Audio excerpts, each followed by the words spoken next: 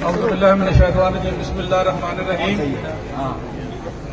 इंतहाई काबिल एहतराम असातिज़ा किराम, आज का ये धरना जो है ये साबित कर रहा है कि हर बंदे की जो दिल की आवाज़ है वो यही है कि जो काले कानून है वो वापस होने चाहिए। जो चाहते हैं कि ये काले कानून वापस होने चाहिए वो हाथ खड़ा करके अपना इज़हार करें ताकि साबित हो कि हम सब का एक ही मुतालबा है। बहुत शुक्रिया। तो मेरा जो मौजू है वो है लीव इनकैशमेंट। लीव का मतलब होता है छुट्टी। छुट्टियां कई किस्म की हैं, मेडिकल लीव है, कैजुअल लीव है और इसका अर्ड लीव है और विदाउट पीआर लीव है और इसी तरह आखिर में एलपीआर है। एलपीआर के साथ हमारी ये एक छुट्टी है जिसे लीव इनकैशमेंट कहते हैं।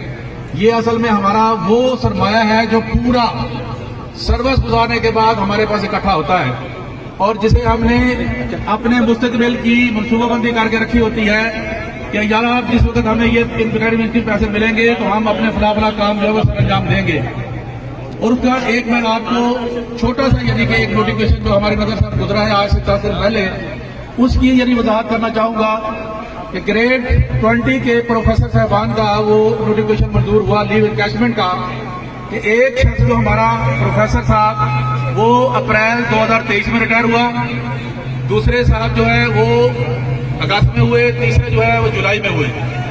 तो तीनों के अंदर फर्क क्या नजर आ रहा है कि जो अप्रैल में हुआ है उसकी लीव इनकैशमेंट की कैलकुलेशन जो की गई तो वो बनती है 28 लाख रुपया, 28.5 लाख, और जो सितंबर में अपना जुलाई में हुआ है उसकी 12 लाख और जो अगस्त में हुआ है उसकी सिर्फ 10 लाख। तो अब इसको यानी कंफर्मेशन करें, अपने दिमाग के अंदर कैलकुलेट करें कि एक दिन यानी कि अगर आपका ये 1 जून का है, 31 मई को जो बंदा रिटायर हुआ है उसका जो रूल और रेगुलेशन है वो साका है, उसके मुताबिक उसकी जो बेसिक पे रनिंग में ले रहा है उसको हम जरूर देंगे उसकी छुट्टियों के महीनों के साथ, तो उसकी कैलकुलेशन आ जाएगी।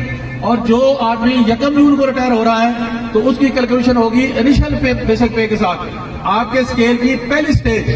तो याद रखें कि ये जो फर्क है ये हमारा इस वक्त जो पैदा किया गया है ये गैर मुसलमाना, गैर जिम्मेदाराना और काला है।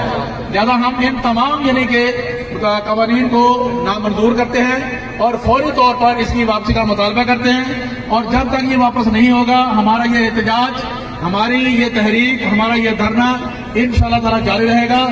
जो हमारे काबरीन इस वक्त जेर हिरासत हैं हम उनको यानी कि रिहा कराने तक अपना काम जारी रखेंगे। और याद रखें कि जो मेरी मालूमात है उसके मुताबिक हमारे 200 से ऊपर जो है साजा कराम इस वक्त जेलों में है, लेकिन उनमें से सिर्फ 5 पर 3 एमपीओ के तहत पर्चा दर्ज किया गया है, बाकी सारे के सारे हस्बे बेजा के अंदर हैं और हम उनको यानी कि रिहा कराने का मुतालबा कर रहे हैं। इस सिलसिले में हमारी जो लीगल टीम लाहौर के अंदर काम कर रही है उसमें यहाँ से हमारे फरूकी साहब उन्होंने एक मेन किरदार अदा किया और वहां से हमारे रोज शाहिद अली साहब ने इंतहाई अहम किरदार अदा किया और वकला हजरात ने बिला किसी फीस के हमारे वो केस न सिर्फ चलाए बल्कि कामयाबी के साथ वो तमाम की तमाम केसीआर खारिज करवाई गई है और अल्हम्दुलिल्लाह आप तमाम की वो खारिज हो गई है। लेकिन बात वही आ रही है कि कानून इस वक्त है नहीं, इसी वजह से हमारे असातिज़ा अभी तक रिहा नहीं हुए। अब उन पर कोई पर्चा नहीं है लेकिन उसके बावजूद हुकूमत की बादयांती समझे या उसकी जनाब कम अकली समझे कि उन्होंने उनको रखा हुआ है। और याद रखिए कि जब तक ये रखे रहेंगे ये तादाद हमारी पहले से बढ़ती रहेगी और इंशाअल्लाह ताला हम वो वक्त दूर नहीं कि जब हम अपने मकसद में कामयाब होंगे। अब ये जो हमारा मुतालबा है लीव इनकैशमेंट का ये सिर्फ असातिज़ा का नहीं है, लड़का का नहीं है, ये क्लास 4 का नहीं है, ये पुलिस का भी है, ये जज हजरात का भी है, ये उनके जो एहलकार है उनका भी है, ये सबका मुतालबा है। बस फर्क ये है कि अल्लाह ताला ने हमें मौका दिया है कि हम इसको उजागर करें और लोगों को बताएं कि हमारे साथ ज्यादती हो रही है। जुल्म के हिसाब से हम नहीं मानते, जुल्म के हिसाब से हम नहीं मानते। एक रियासत दो दस्तूर नामंजूर, नामंजूर। एक रियासत दो दस्तूर नामंजूर, नामंजूर। हमारे अंदर एक ऐसे